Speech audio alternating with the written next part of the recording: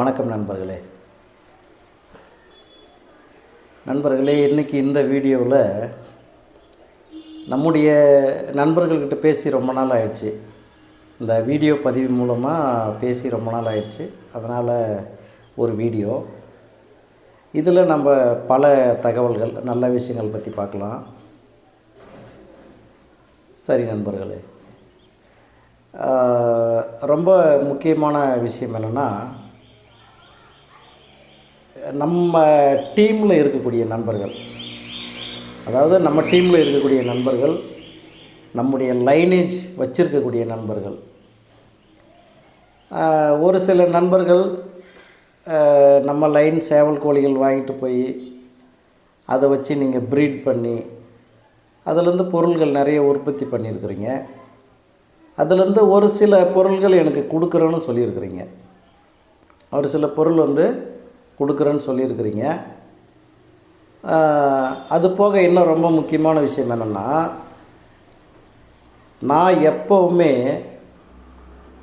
நம்ம டீமில் இருக்கிறவங்களாக இருந்தால் கூட, நம்ம லைன் வச்சுருக்கிறவங்கக்கிட்ட நம்ம டீமில் இருக்கிறவங்களாக இருந்தால் கூட, நான் ஒரு பொருள் ரிட்டன் வாங்குகிறேன் அப்படின்னா, அது என் கையிலேருந்து நீங்கள் வாங்கிட்டு போனீங்க பார்த்தீங்களா, அந்த பொருள்னால் 100% நான் ரிட்டன் வாங்கிக்குவேன்.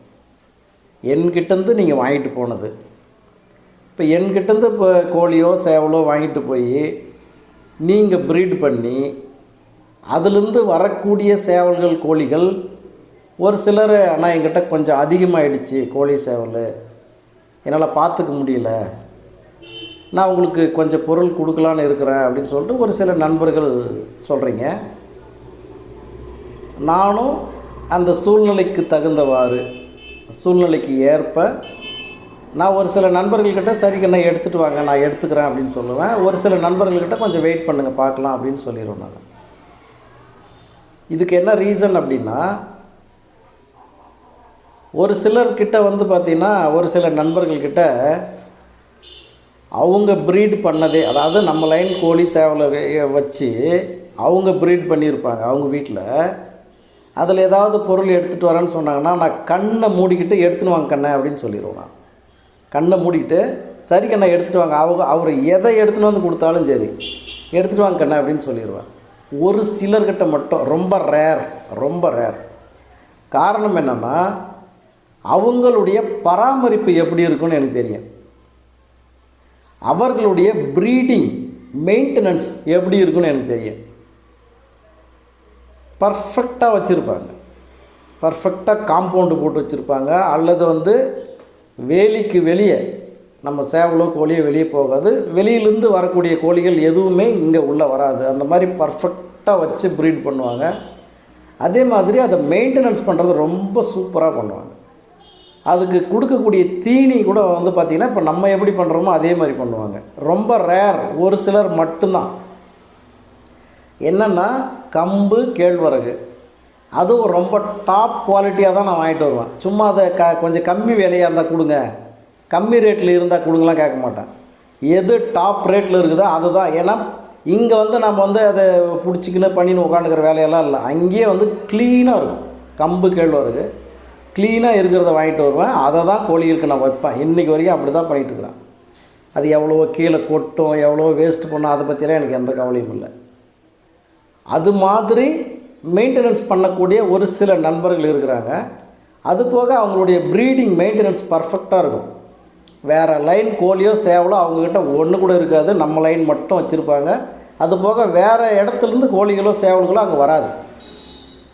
அவங்களுடைய அந்த ப்ரீடிங் மெயின்டெனன்ஸ் எனக்கு தெரியும். அதனால் எடுத்துகிட்டு வரேன்னு சொன்னாங்கன்னா சரி எடுத்துகிட்டு வாங்கண்ணா அப்படின்னு சொல்லிடுவேன். அதே மாதிரி நம்ம எல்லாருக்கிட்டையுமே ப்ரீடு பண்ணி வச்சுருக்கிறாங்கன்னா நம்ம எடுத்துட முடியாது, நான் எடுத்துக்கவும் மாட்டேன். அதை நான் இப்போவே சொல்லிடுறேன். ஏன்னா நீங்கள் ப்ரீட் பண்ணுற இடத்துல மற்றவங்களுடைய சேவல்கள் இருக்கலாம், அது நம்ம கோழியை மிதிச்சிருக்கலாம். இல்லை உங்களுக்கே தெரியாமல் இப்போ நீங்கள் 24 மணி நேரமாக அந்த கோழிக்கிட்டேயே சேவல்கிட்டே உட்காந்துக்க போகிறதில்ல. நீங்களும் ஒரு வேலைக்கு போவீங்க, கோழி சேவலை வெளியே விட்டுருவீங்க. அதாவது இந்த விஷயத்தை நான் யாரையும் குறிப்பிட்டுலாம் சொல்லலை. ஓ நம்மளை தான் சொல்லுவாரோ, நம்மளை தான் சொல்கிறாரோ நீங்கள் நினச்சிக்கினீங்கன்னா அதுக்கு நீங்கள் தான் பொறுப்பு. நான் யாரையுமே குறிப்பிட்டு சொல்லலை. அந்த மாதிரியும் நடக்குது. அந்த மாதிரியும் நடக்குது. வெளியிலேருந்து சேவல் வர அந்த கோழியை மேய்ச்சிட்டு போயிடும், இவங்களுக்கு தெரியாது. அப்போ அதுலேருந்து வரக்கூடிய கோழி குஞ்சுகள், அதுலேருந்து வரக்கூடிய சேவல் கோழிகளை நம்ம 100% கேரண்டின்னு சொல்லிட முடியுமா? சொல்லுங்கள் பார்க்கலாம். ஒரு ரொம்ப முக்கியமான விஷயம் இது. சும்மா ஏதோ விளையாட்டு பேச்செல்லாம் இல்லை, இது ரொம்ப முக்கியமான விஷயம்.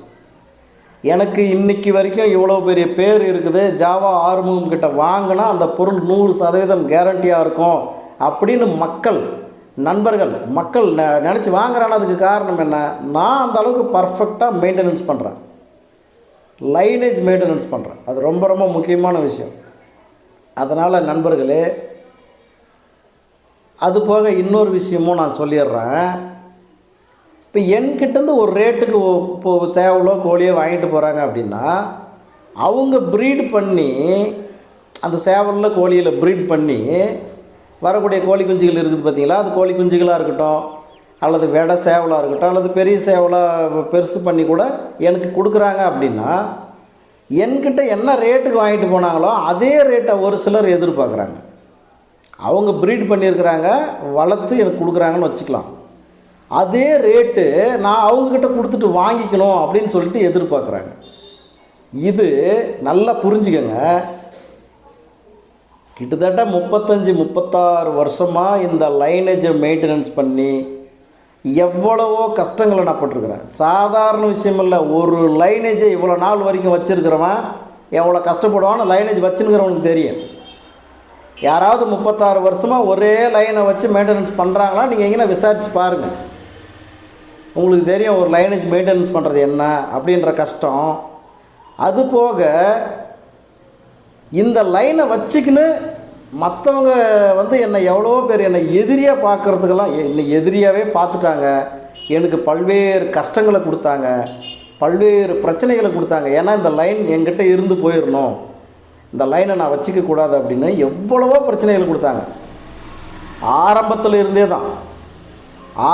இருந்தே ஏன்னா நம்ம சேவல் போனால் சொன்ன மாதிரி அடிச்சு காமிக்க இன்னைக்கு வரைக்கும். அதனால் எவ்வளவோ பிரச்சனைகளை எனக்கு பண்ணி பார்த்தாங்க. ஆனால் என்கிட்ட வேலைக்கு ஆகாது. ஏன்னா மனசாட்சிக்கும் கடவுளுக்கும் 100% பயந்து இருக்கக்கூடிய ஆள் நான். மற்ற எவனுக்கும் பயப்பட மாட்டேன். ஏன்னா நம்ம தப்பு பண்ணால் தானே பயப்படணும், மற்றபடி நாம் எவனுக்கு எதுக்கு பயப்படணும்? அதனால் நண்பர்களே, இவ்வளவெல்லாம் கஷ்டப்பட்டு ஒரு பொருள் என்கிட்டருந்து நீங்கள் வாங்கிட்டு போகிறீங்கன்னா அதுக்கு 100% கேரண்டி. எதுக்கு? அது செய்யக்கூடிய சண்டைக்கும் அதனுடைய லைனேஜுக்கும் 100% கேரண்டி அப்படின்னு சொல்லி கேரண்டி பண்ணி நான் ஒரு பொருளை கொடுக்குறேன்.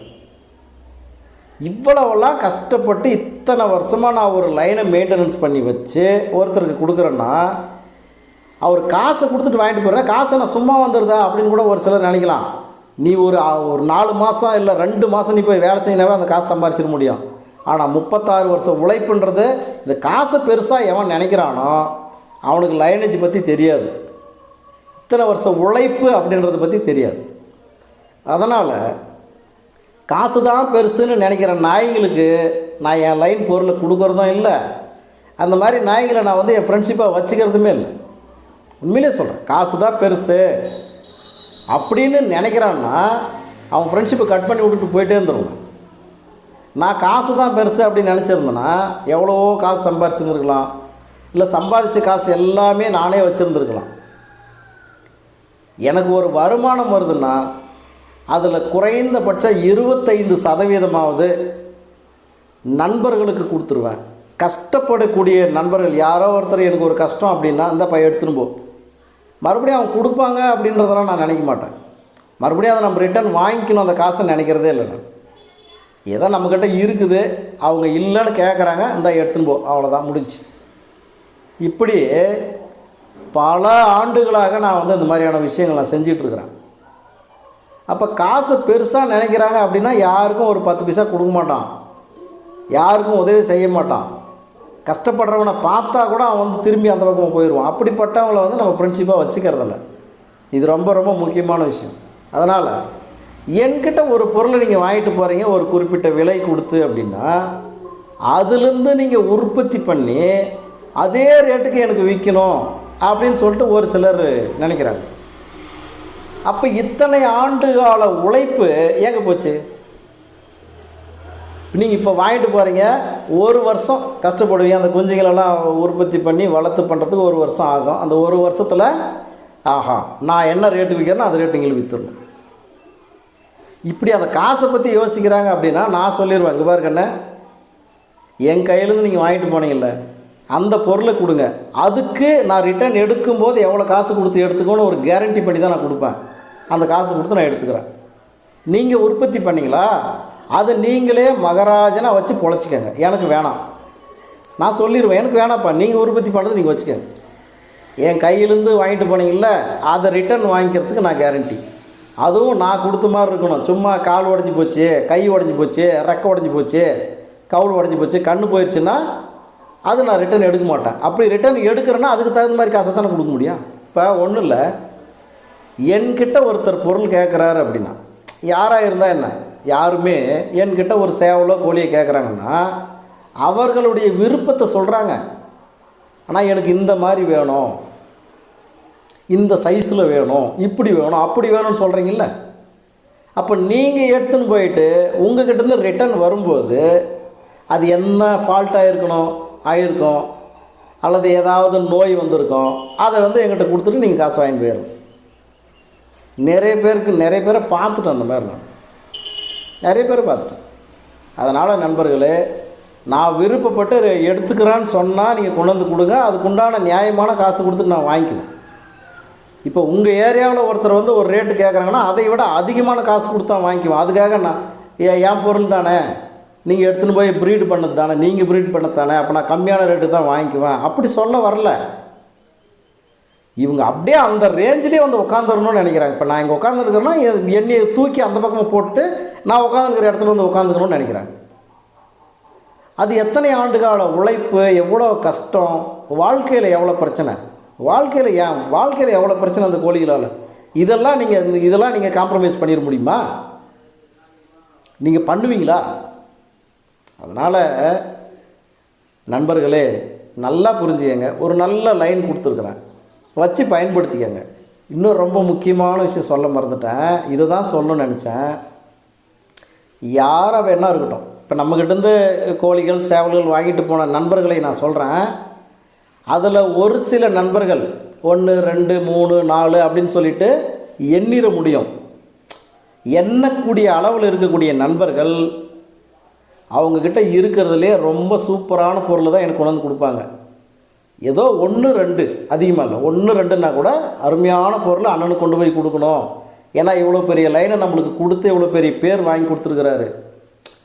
இப்போ சேவல் கலையில் ஒன்றுமே இல்லாத இருப்பான், அவங்ககிட்ட சேவலெல்லாம் களத்துலேருந்து ஓடி போயிடும். இப்படியெல்லாம் கஷ்டப்பட்டு இருந்த ஒருத்தன் நம்மக்கிட்டேருந்து லைனை வாங்கிட்டு போய் அவன் மெயின்டெனன்ஸ் பண்ண பிறகு அவனுடைய ரேஞ்சே வேறு. இது நிறைய பேருக்கு தெரியும். நிறைய பேர் இப்போ யோசனை பண்ணி பார்ப்பீங்க. ஒரு சிலர் இப்போ என்ன எங்கே இருக்கிறேன்னு கூட நினைக்கிறதில்ல. ஏன்னா அந்த இடத்துல அவன் பெரிய ஆள் ஆகிட்டான். விட்ட சேவலெல்லாம் ஓடி போயிடுதுன்னு அழுவாங்க, என்கிட்ட அழுவாங்க. ஆனால் நான் களத்தில் கொண்டு போய் விட்டேன்னா அது ஒரு தண்ணி 1.5 தண்ணிக்குள்ளேயே ஓடியே போயிடுதுண்ணா.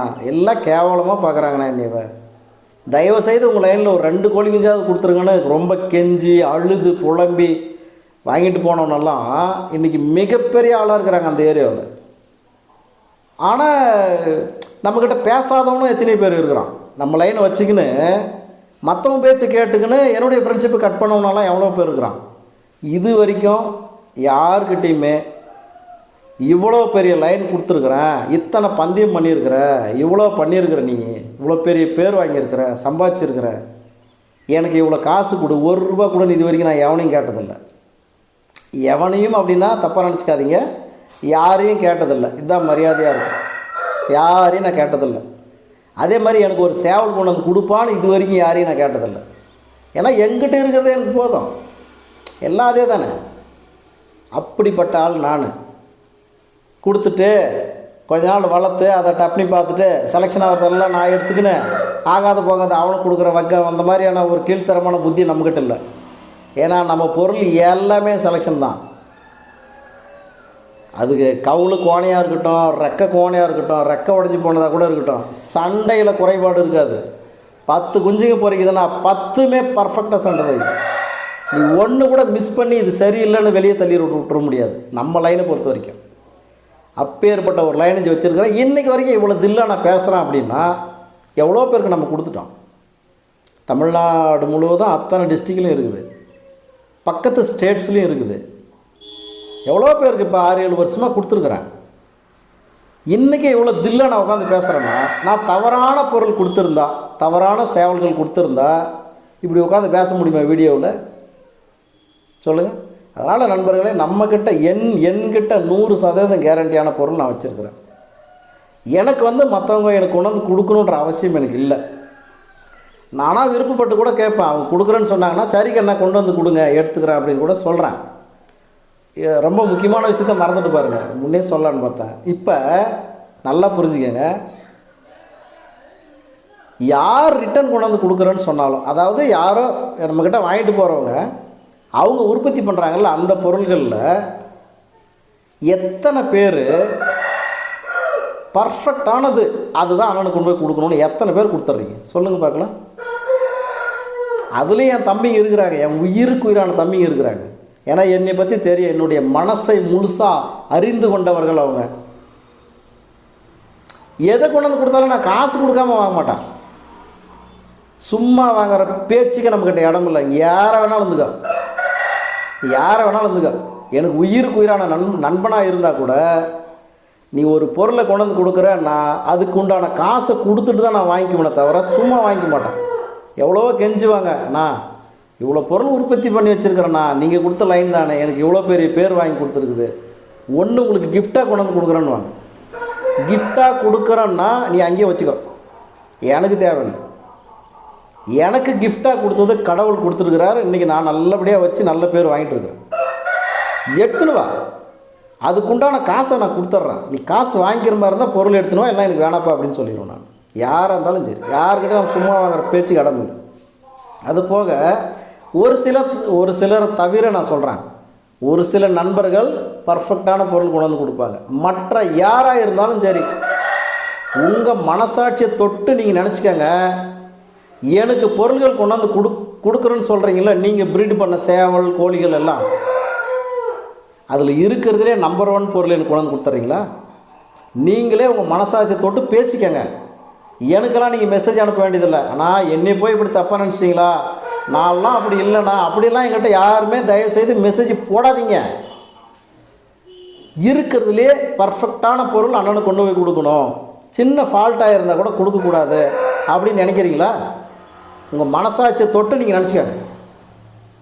நீங்கள் கொண்டு வந்து கொடுக்குறீங்கன்னாவே ஒரு 7-8 பொருள் இருக்குதுன்னா அதில் ஒரு 4 பொருள், ஒரு 8 பொருள் இருக்குது, நீங்கள் 4 வச்சுக்கிறீங்க, எனக்கு 4 கொண்டு வந்து கொடுக்குறீங்கன்னா பர்ஃபெக்டாக நல்லா வளர்ந்துருக்கிறது, நல்ல உடம்போடு இருக்கிறது, நல்ல அம்சத்தோடு இருக்கிறது 4ம் நீங்கள் வச்சுக்குவீங்க. கொஞ்சம் சுமாராக இருக்கிறது, கொஞ்சம் உயரம் கம்மியாக இருக்கிறது, அல்லது ஏதாவது கவுல் கொஞ்சம் கோணையாக போயிருக்கும், இல்லை ஏதோ ஒரு சின்ன ஃபால்ட் இருக்கும், இல்லை கொஞ்சம் உடம்பு கம்மியாக இருக்கும், இந்த மாதிரி இருக்கிறத எனக்கு கொண்டு வந்து கொடுக்குறது உண்மையாக இல்லையா? உங்கள் மனசாட்சி நீங்களே தொட்டு பேசிக்காக, எங்கிட்ட சொல்லாதீங்க. எனக்கு தெரியும், பல ஆயிரக்கணக்கான பேரை பார்க்குறோம் நான், புரியுதா? பல ஆயிரக்கணக்கான, அப்போ different kinds of human beings, different kinds of human beings அன்றாட நான் பார்த்துக்கிட்டு இப்படித்தான் இருக்கிறாங்க மனிதர்கள்னு இல்லை. ரொம்ப மோசமான மனிதர்கள் இருக்கிறாங்க, ரொம்ப நல்ல மனிதர்கள் இருக்கிறாங்க. வாயை திறந்தால் பொய்யே பேசுகிறவனை எல்லாம் நான் பார்த்துருக்குறேன். பொய்யே பேசாத நண்பர்களும் இருக்கிறாங்க, அவங்களையும் நான் பார்த்துருக்குறேன். அதனால் நீங்கள் வச்சுருக்கிறீங்கன்னா உங்களுக்கு எது செலெக்ஷன் பண்ண, அதாவது நல்ல உடம்போடு இருக்கும், நல்ல அம்சத்தோடு இருக்கும், நல்ல போன் வெயிட்டோடு இருக்கும், நல்ல கால் பட்டி அம்சத்தோடு இருக்கும், நல்ல அந்த கல்வா முடியாதுன்னு சொல்கிறீங்களா, அதெல்லாம் அந்த மாதிரி உங்களுக்கு பிடிச்ச மாதிரி இருக்கிறத நீங்கள் வச்சுக்கிறீங்க. எதை கொஞ்சம் சுமாராக இதை கொடுத்துடலாம், ஏன்னா ஒரே லைன் தானே கொடுத்துருவோம். கொஞ்சம் வளராமல் இருக்கும், கொஞ்சம் உடம்பு கம்மியாக இருக்கும், இந்த மாதிரி இருக்கிறத எனக்கு உணர்ந்து கொடுக்குறீங்க. எவ்வளோ பேர் இந்த மாதிரி பண்ணியிருக்குங்க. ஆனால் சண்டையெல்லாம் ஒரே மாதிரி தான் இருக்கும், 100%. இதுவும் அதுவும் சண்டை சேமாக தான் இருக்கும். என்னென்னா இவங்க வளர்க்கக்கூடிய டைமில் ஒரு சில கோழிங்க வந்து கொஞ்சம் தீனி கம்மியாக எடுக்கும், இல்லை உடம்பு கம்மியாக இருக்கும், இல்லை ஏதாவது நோய் நொடி வந்திருக்கும், ஏதோ ஒரு பிரச்சனை இருக்கும், அது எனக்கு கொண்டு வந்து கொடுத்துறது. எத்தனை பேர் இந்த மாதிரி பண்ணியிருக்கிறாங்க. அதில் என்கிட்ட வந்து வேஸ்ட்டானதுலாம் எவ்வளோ வேஸ்ட்டாகிருக்கு.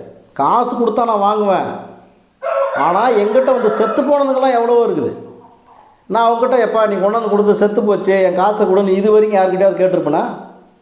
ஒருத்தர்கிட்ட கூட கேட்டிருக்க மாட்டேன். காரணம் என்னென்னா, நம்மளாம் மனசார வாங்கிக்கிட்டோம்.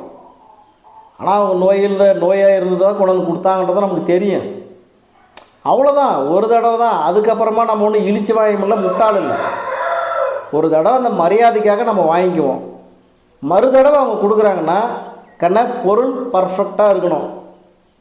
பொருள் வந்து நீ எப்படி எங்கிட்ட எதிர்பார்த்து வாங்கிட்டு போகிறல, ஆனால் அப்படி இருக்கணும் இப்படி இருக்கணும் சூப்பராக இருக்குன்னு சொல்கிறல்ல, அது மாதிரி எங்கிட்ட கொண்டு வந்து கொடு.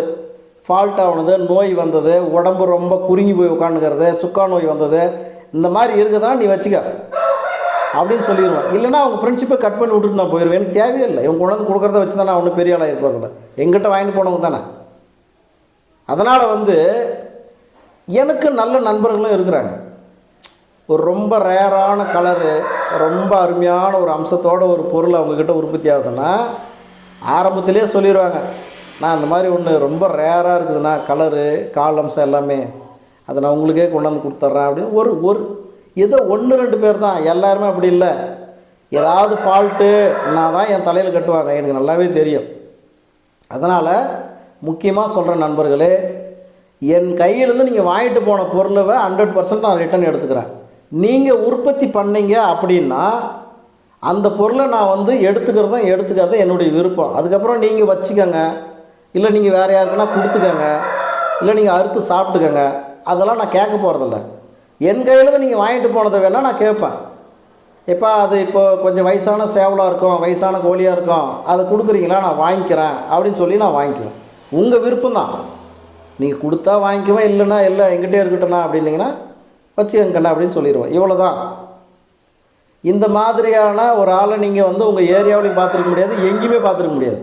ஏன்னா நல்ல பொருளாக இருக்குது, சூப்பரான சண்டை ஒன்று செய்துன்னா அதை வாங்கிடுவாங்க. என் லைன் தானே, நான் கொடுத்தது தானே, கூட எனக்கு வேணும்னு எப்படியா சண்டை போட்டாவது வாங்கிடுவாங்க. இது வரைக்கும் ஒருத்தர்கிட்ட கூட அந்த மாதிரி வேலையை நான் செஞ்சதில்லை, யாருக்கிட்டையுமே கேட்க மாட்டேன். என்ன காரணம்னா எல்லாம் நான் கொடுக்குற பொருள் எல்லாமே அப்படி தான் இருக்கும். அது போக இன்னொரு விஷயம், அரக்கோணத்தில் ஒரு தம்பிக்கு, நம்ம அரக்கோணத்தில் நம்ம தம்பிங்க இருக்கிறாங்க, நிறைய பேர் இருக்கிறாங்க. அதில் ஒரு தம்பிக்கு நம்ம ஜாவா கலரில் ஒரு சேவல் குஞ்சு ஒன்று கொடுத்தோம், ஒரு 4 மாதத்தை விட. அவர் வந்து ஜாவா கலரில் வேணும்னா அப்படின்னு கேட்டிருந்தார். நம்மக்கிட்ட ஒன்று இருந்துச்சு, லைட்டாக கழுத்து கொஞ்சம் ஒரு மாதிரியாக கழுத்து சுற்றிக்கிற மாதிரி இல்லை, கொஞ்சம் கோணையாக நிற்கும் கழுத்து. கண்ணா இதுதான் இருக்குது, ஏன்னா அப்போ எல்லாத்தையும் காமிச்சிட்டேன், இது ஒன்று தான் இருக்குது ஜாவா கலரில், நீங்கள் எடுத்துன்னு போய் வளர்த்துக்கிற மாதிரி இருந்தால் எடுத்துன்னு போங்கன்னு. காசு வாங்கலை, காசு அந்த மாதிரி கொஞ்சம் சின்ன ஃபால்ட் இருந்தால் கூட ₹1 நான் காசு வாங்க மாட்டேன். எடுத்துன்னு போங்க கண்ணா, காசு வேணான்னு கொடுத்தோம்னா அந்த சேவல் பெருசாகி அதில் ப்ரீட் பண்ணியிருக்காரு. நம்ம லைன் கோழி தான் வச்சுருக்காரு, கோழி சேவலை நம்ம லைன் தான் வச்சுருக்காரு. அந்த ஜாவா சேவலில் ப்ரீட் பண்ணி அதில் வந்த பட்டா இப்போ என்ன ஒரு 7 மாதம் இருக்குது அந்த பட்டாவுக்கு, 6.5 மாதம் 7 மாதத்து பட்டா தான் தப்புனி பார்த்துருக்காரு. நிறைய நண்பர்கள் கேட்பீங்க, எப்படின்னா ரெக்கை உள்ள நுழைஞ்சி, சேவல் ரெக்கை உள்ள நுழைஞ்சி இப்படி பின்னாடி வந்து பின்சோட்டில் பிடிச்சி ஷார்ட் அடிக்கும் பார்த்தீங்களா, அந்த மாதிரி நிறைய நண்பர்கள் கேட்டிருப்பீங்க. ஆனால் ரெக்கையில் நுழைஞ்சி பின்சோட்டில் பிடிச்சி அடிக்கணும்ண்ணா, அந்த மாதிரி பொருள் வேணும்னு நிறைய பேர் கேட்டிருப்பீங்க.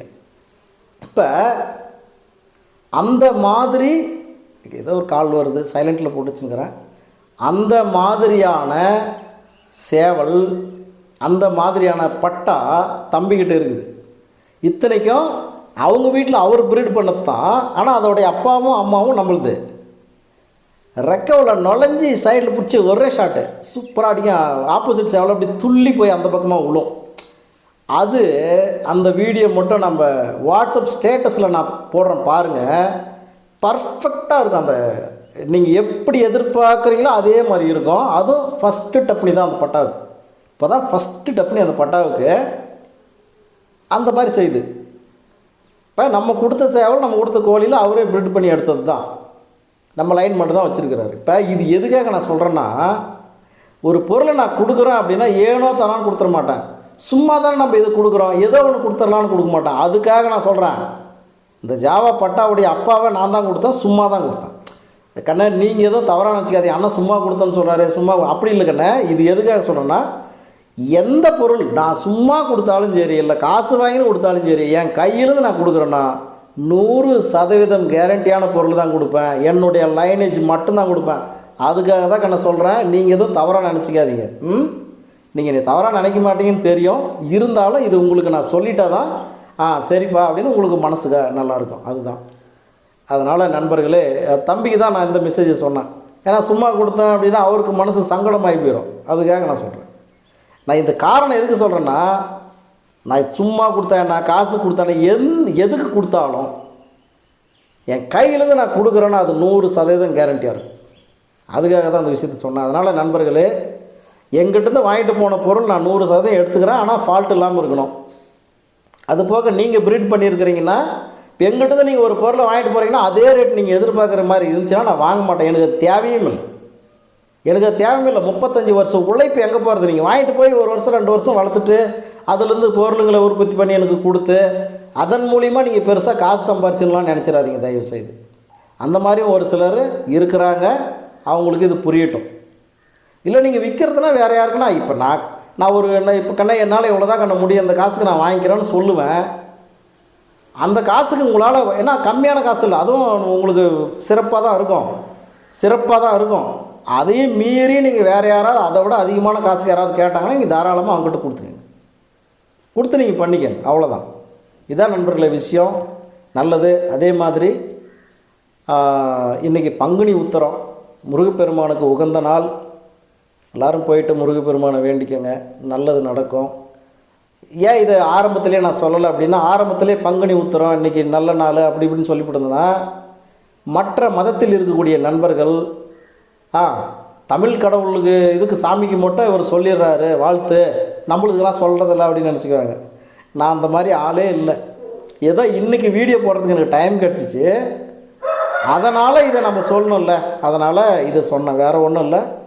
அனைத்து மதத்திற்குமே இப்போ இஸ்லாமிய நண்பர்களுடைய திருவிழாக்கள் வரும்பொழுதும் நிறைய வீடியோலாம் சொல்லியிருக்கிறேன், கிறிஸ்தவ நண்பர்களுடைய திருவிழா வரும்பொழுதும் நிறைய வீடியோலாம் சொல்லியிருக்கிறேன். இந்த மதம் ஜாதி மதமெல்லாம் நம்ம பெருசாக பார்க்குறதில்ல. இன்றைக்கி பங்குனி உத்திரன்றதுனால இந்த விஷயத்தை நான் சொன்னேன், வேறு ஒன்றும் இல்லை. ஒரு சிலருக்கு மறந்துருக்கும், ஞாபகம் இருக்காது, அதனால தான் சொல்கிறேன். இன்றைக்கி ஈவினிங் கூட நீங்கள் குளிச்சுட்டு, இன்றைக்கி காலையில் கோயிலுக்கு போகாமல் இருந்தால் இன்றைக்கி ஈவினிங் குளிச்சுட்டு முருகப்பெருமானுடைய சன்னதிக்கு போயிட்டு அவரை வேண்டிக்கங்க, கண்டிப்பாக நல்லது நடக்கும். சரி நண்பர்களே, நிறைய விஷயங்கள் பேசியிருக்கிறோம், புரிய வேண்டிய நண்பர்களுக்கு புரிஞ்சிருக்குன்னு நான் நினைக்கிறேன். அதனால் சரி நண்பர்கள், நன்றி வணக்கம். அடுத்த வீடியோவில் சந்திக்கலாம். நன்றி வணக்கம்.